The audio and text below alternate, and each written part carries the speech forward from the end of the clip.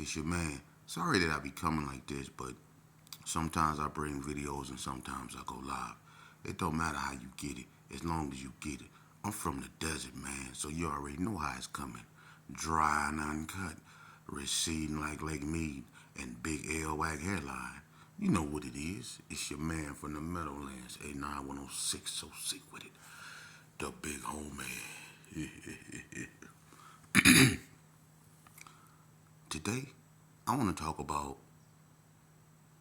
something per se. Um, this gonna go over a lot of people's head because a lot of people forgot about the home girl. Y'all remember the home girl? I'm gonna talk about it in a minute. This particular thing I'm talking about was brought to the neighborhood, I guess you could say, by Punjo. She was a hard fighting female, man. You know what I mean?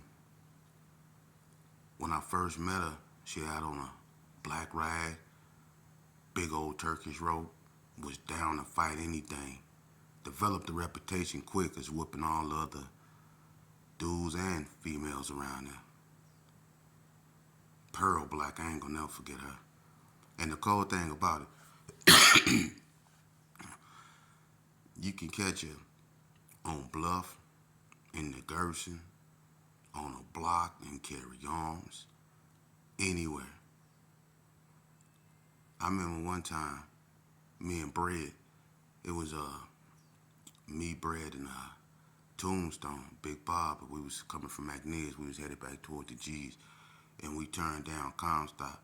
We seen Rip, Mex, King Roger D, and the homegirl mobbing, right? I ain't said who she is yet because when I say her, it's gonna trip you out. But I miss her so much, and I know y'all do. But I'm gonna go on and hurry up and say it. The individual I'm talking about, y'all remember that black Pitbull Gerson that Poncho had? When he first had that Pitbull, you remember how I had the black rag around the neck, the Turkish robe on, all that? I don't know what happened to that dog because that dog became like, she was really one of the homies. And when I mean she whooped females and dudes, I mean she whooped down to every dog over there on the west side that I know of. Gerson wasn't no joke. And the cool thing about it, Gerson went from like having money, being in a uppity crowd, to hanging with the wolves.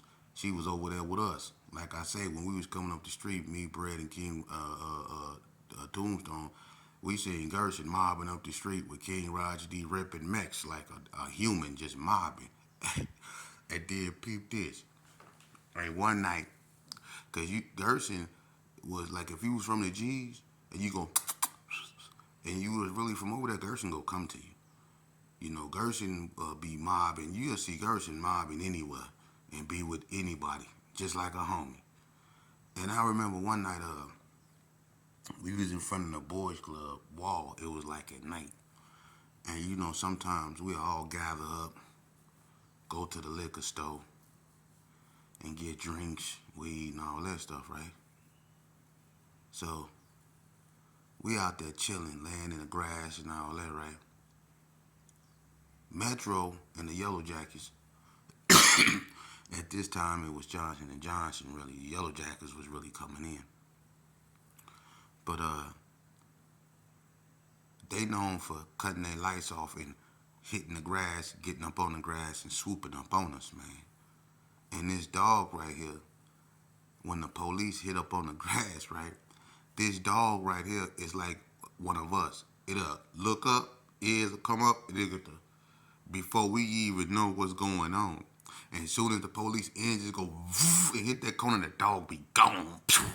Hey, look, we be chasing, we be running behind the dog. The dog be gone like it's on the run. Hey, look, and look, I swear to God, ask anybody about Gerson. I remember one day we was out there in the neighborhood and we was you know how people come to the bar, say, you know how they come to the G's. When you come to the G's to buy drugs, it's a 50-50 chance that you will actually leave there with drugs or leave there with your head bust open. It depends on who you run into. I'm just keeping it real. You better know somebody that knows somebody that knows somebody that knows somebody over there.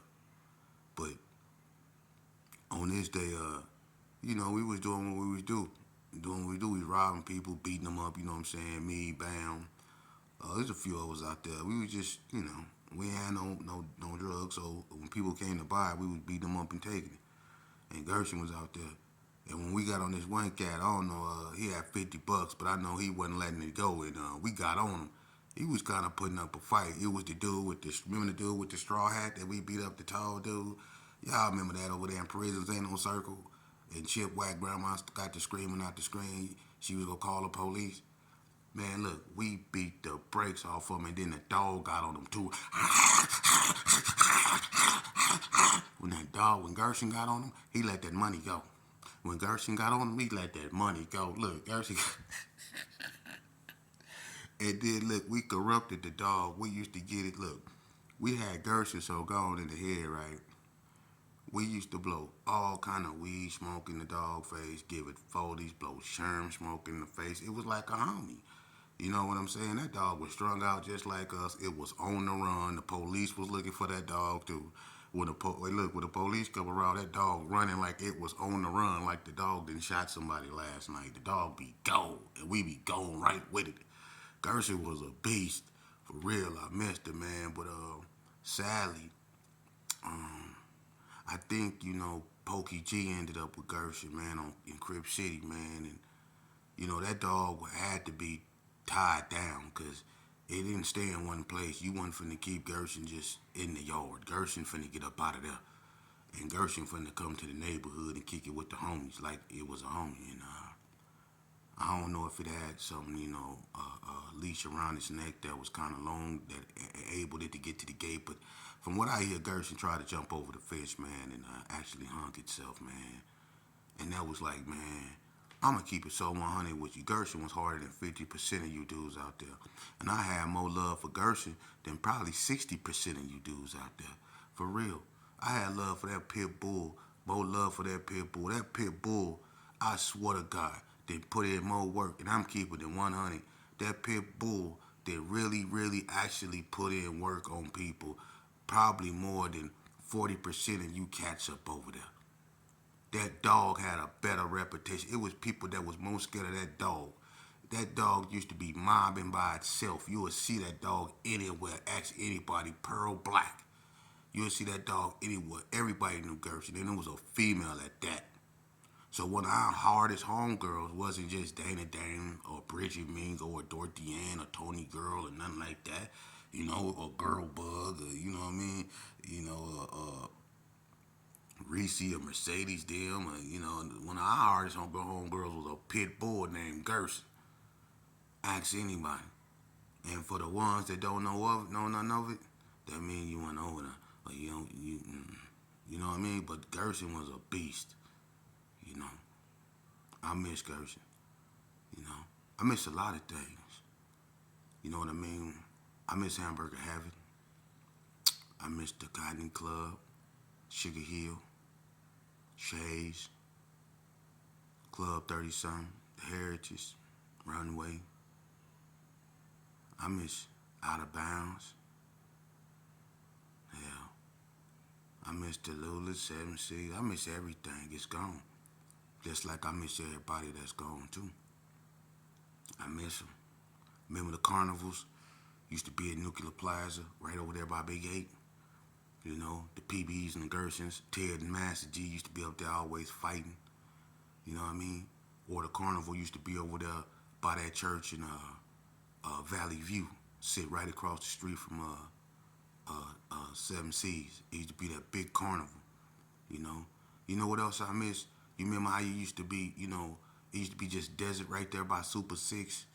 And you used to ride up the street and you'd see like long tables of people, families selling like Zodiac mirrors, those round glasses that, remember we used to wear those round glasses, the blood used to wear the red with them Star Trek looking glasses. We used to wear the black ones, or they used to wear the golf club hats, you know what I mean? Or, they used to sell that, watermelon, fish, all that stuff. They used to be right there in the street, right there in the front. Man, I miss that. I miss Rita's Groceries, man. I was one of the only dudes that was hard enough to go in Rita's Groceries and steal out her store. Because see, Rita's grocery, she was old school. She wouldn't call the police on you. Everybody know Rita's. See, Rita's had she had a method like McNair's. You still out of McNair's, he go pluck a hematoma on your head. For real. I never got plucked because I'm sheepdog son, and he know if he plugged me, what was gonna happen. My daddy was gonna come up there and it was gonna be ugly. But I never got plucked by McNair's, and I stole out his store all the time. I remember one time me and Mad Bomber went up in there, and Mad Bomber was the most. Look, I'm not lying. Mad Bomber was probably one of the most ugliest kids that came out of Herbert Gerson. Mad Bomber. His navel poked out, and I'm not crumbing on the homie. His navel poked out, man, like he was bubble-eyed. His nose stayed snotty. He was barefooted. They called him Mad Bummer because he used to be at the store bumming all the time, asking for money. I used to be with him, man. But the way he looked, that's how he got his name, Mad Bummer. Because we used to be up at the store, young, asking people for quarters, and they used to just look at him and just give him one just for him to get away from him, because he looked like something you poke with a stick. He looked at like something they put limo tint. They put limo tint on his incubator when he was born, because he was hideous, for real. Y'all remember when when Mad Bomber made that ramp in the street out of that, you know how they used to board up the doors in the Gerson? And we used to have them like Safeway baskets or Kmart baskets, and we'd steal a basket to try to make a go-kart. But we'll put the wooden door on the basket and make a ramp and jump it with our bike. Y'all remember Mad Bomber had the ugly ass bike with the banana seat, and then he had the little thing on it that you can go and he tried to drive that ugly ass bike over that door, and it cracked, and that wheel hit the front of that basket, and that bike went up, and he went up with it, and it came down, and the paramedics was out there in the middle of the street. Y'all remember that? I do. Ooh, that was ugly. But look, one day me and Mad Bomber at McNair's Quick Check, right? We up there stealing. You know, back then, you know what I'm saying? I used to like those foots, you know, them foot popsicles. They got the sucker, them foots, and them Pink Panthers. They got the foot, the Pink Panther, and the Ghost popsicle. I used to like the foot one. You know what I'm saying? That had the bubble gum in the toe. I used to like the foot one, right? So when I used to go to McNair's, and Rita's Groceries had the Pac-Man one. You know what I'm saying? Remember the Pac-Man popsicles and all that? You know what I'm saying? And she had them over there. I used to steal them on my way to and from Doolittle when we used to go swimming. I used to steal them Pac-Man ones. But over here, he had the foot, the Pink Panther one, and the Ghost one. So we up in there stealing, right? And he used to have this little ice cream thing over here by the door. I get mine and I go to the back. I already know how to steal. I'm a pro at a kid. He come up here with no shirt on, with no pant, with no shoes. Man, Obama walked through the desert with no shoes. That's the only dude other than Ligusta. Ligusta played in the desert. I got a homie named Ligusta Howe that played in the desert barefooted. So you can tell how rough, or just let's just say how raw and uncut of the area I come from. You know, but man, Obama don't got on no shoes, no shirt. He got snot, flu, everything everywhere, right? He look like he don't belong in that stuff. That boy look like he belong on one of them help the children cereal box. He look like he belong on one of them motherfuckers for real. But I jet to the back. My thing is to get away. I'm finna tuck and roll and get up out of here. You know what I'm saying? I already know how to steal. So while I went to the back, I guess Mad Mama, he being greedy. He grabbing too much stuff. And McNair is just sitting there watching him. The man got cameras upstairs. He live upstairs. So he just casually, nonchalantly come downstairs. I don't know if he seen me still. I think he did. He just didn't want to confront me. And he could, man, Mama remember this. And when I was like coming down the aisle going toward the liquor, I could see McNair's coming out that door going toward, over there by the ice cream. And I heard him tell Mad Bummer, come here, come here. And I started coming up the aisle, right? Looking scared, the motherfucker. Now I'm thinking, should I throw this shit in the aisle? Because I'm like, man, he might got me. So I walk out because the woman in the cash register looking at me now. So I don't want to make no uncertain move. So I just play it off and I walk up to the front. He got Mad Bummer by his arm. Mad Bummer crying, looking at me. I ain't even trying to make no eye contact with him because at that point we ain't together no more, bro. I'm gone. You got caught. You know that's over with. It's blown. I'm gone. We ain't together, so I ain't making no eye contact with him, right? So McNair told him, put it back, put it back, put it back, pick it up, put it back. I'm at the door, right? Because I'm halfway in, halfway out. I don't know what's about to happen to McNair. About to happen to Mad Bummer, right? So he telling Mad Bummer, because Mad Bummer dropped him. He picked up the ice cream and he put it back up in the McNair told him, said, you get your ass out my store and don't come in here no more. Get up out of here. And one of them women tried to give him a napkin to wipe his nose and stuff. He said, no, I got something for him. I got something for him. And he walked him to a door. When he walked to the door, I stepped out. And right as I stepped out, I seen that hand go up. And then I just started running because I knew what was coming after that. I put my hands on my ears because I thought, and all I heard was, ah! He shot up out of there. Hey man, Mama shot up out of there. Look, I was running. He caught up with me fast, and he caught up with me. He had a knot in his hair. Hey, when I seen this knot, I started crying too because I was. He had a ooh wee. Yeah. It was the good old days, man. You know what I mean? You know, we grew up like that, man. Or the arcade up over there by 50 Turf. We grew up with the 50s, man.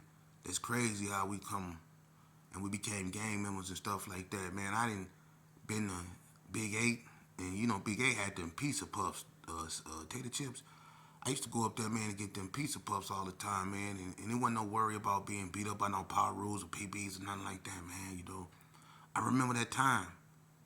It was once upon a time in Vegas where you had that type of, you know, freedom of movement, man. When you know it was hoods, but they weren't active like that, man. You know, it was you know when the mini trucks. Y'all remember the mini trucks?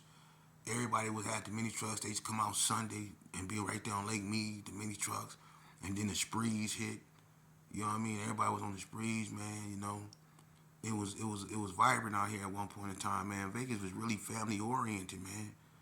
You know, it really was. It was green out here. The Gerson, everywhere was green. You know, we really had grass out here, man, and it was a homely feeling, man. And I don't know what happened. You know, maybe people say, well, the crack epidemic came, and you know, but what about that PCP and stuff like that? I mean, we can't just discard that. It was more than just the crack epidemic, you know. Yeah, the crack epidemic, it hit and it caused a lot of stuff, you know. But it was more than that, you know. And that's the thing about, you know, my podcast and what I'm gonna bring. I'm still like this because I'm setting everything up. I'm getting my area set up for my podcast so I can stand up and actually bring you, you know, how I really, you know, want to bring it to you, you know what I'm saying? And really give it to you the nitty gritty way, you know what I mean? And my podcast ain't gonna be about going at everybody and exposing everybody so-called secrets. That's not what this is for, and that's not what I'm about. You know, I had a few issues with certain people because, you know, they had issues with themselves. I don't really got issues with no one, man. I can care less about that. My job is to get out here, man, and bring a platform that somebody can look at as an alternative to the bullcrap they see on the internet. Because all it is back and forth of dudes going at each other's throat, man. And ain't nobody learning nothing but that, you know, the only way you can make it on the internet is if you funking with somebody, a clout chasing. Nah, man, if you go actually get up here, man, get up here to teach, man. And that's what I choose to do, you know. And I'm going to talk about social, stuff, issues, you know, what foreign policy, all that, man. I can go a lot of places with it, as you will see. So this is not going to be just a game channel. That's not what this is about. I come from that, but I'm not of that.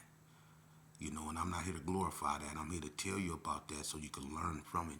I'm an open book. I have nothing to hide. That's why you can see me and I can show my face. You know, I don't speak for other people and can't nobody speak for me. You know, and what's relative is where we headed, not where we've been. We should have learned from where we've been. What's important is where we headed. And don't nobody seem to know where we headed because everybody's still going around in circles. And they want to blame it on 5G. But they've been going around in circles. You know? Sheeples. It's people like me and other people that's out there doing it. They got people that got feet on the ground that's out there that's putting it in their face. And it ain't to overthrow nothing. I want to just stop the bloodshed so we can go back to that family oriented, way that we had in our communities, man, where people can be safe to walk down the street, where an old lady can walk down the street at night and not get a, purse, life, or anything snatched or took. Well, we wasn't scaling walls like monsters and blowing each other brains out, over females, you know. Let's change the curriculum, man. Let's teach.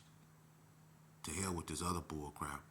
I could talk to you all day about who got shot, and all that, but eventually that's gonna get old because, you know, ain't nobody can get shot, killed, stabbed, murdered that ain't already been done and in the fashion that it has been done. People done died in some cold ways and some cold days, man. So us, spending all our time on that, it's useless. We understand that people dying. My thing is what we gonna do to stop it. Now, when we talk about that, it get real quiet. You know what I mean? But I'm gonna keep on bring it to the forefront because until we recognize that the greatest threat to a black man is a black man, we gonna stay stagnated. You know what I mean? That's why we not going nowhere, man. Everybody going somewhere but us. We watching them, and I'm not mad at nobody, but we watching Hispanics do this here rise, and we still right here stuck because we don't want to see one another get ahead. When we see another one of us get ahead, we want to either bring us back, bring us down, or take what we got, man.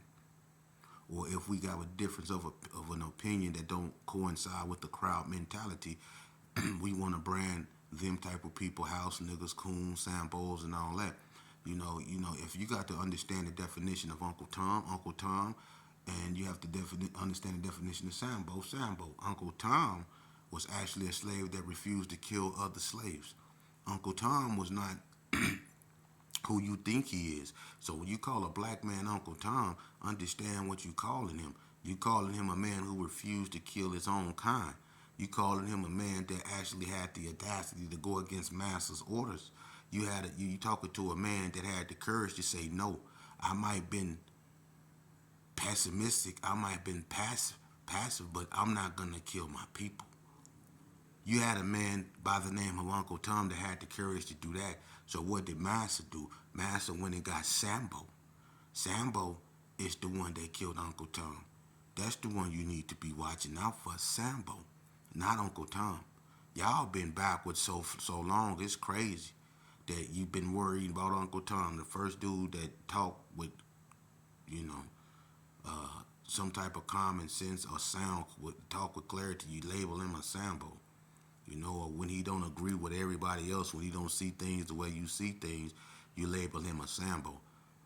Like Charleston White, I talk a lot of crap about that cat, but that cat got merits. I would like to debate him, and I don't want to just, say he's a coon. Woo, woo, woo. We all can do that. But I don't agree with some of the stuff he say about people, but that boy have a lot of merits that we don't want to address, and a lot of stuff we don't want to hear because of stuff that he said previously. But when you take your ego out the foray and you actually listen to the man, he has merits, a lot of them, and I think we need to be doing more engaging than raging. Let's engage him on his ideas, because Lord knows we lack them. We don't have no ideas. So when a man has the audacity to stand up, no matter how he stand up, I don't agree with Hitler. I don't agree with nothing he did, but the way he came into power by doing stuff other people wouldn't do, like busting in the chambers and jumping on the table and shooting in the air. It got him sent to jail, but it got him recognized. They thought Hitler was crazy. He wasn't crazy. He knew exactly what he was doing. And then you see how he rose to power from there if you know your homework. But Charleston White, I'm not comparing him to Hitler, but I'm looking at the fire and the drive in him, the way he jump around, the way he would whatever everybody else would, the way the ultimate goal is the liberation of his people, not from the white man, but from themselves. Because we are our own self captives mentally.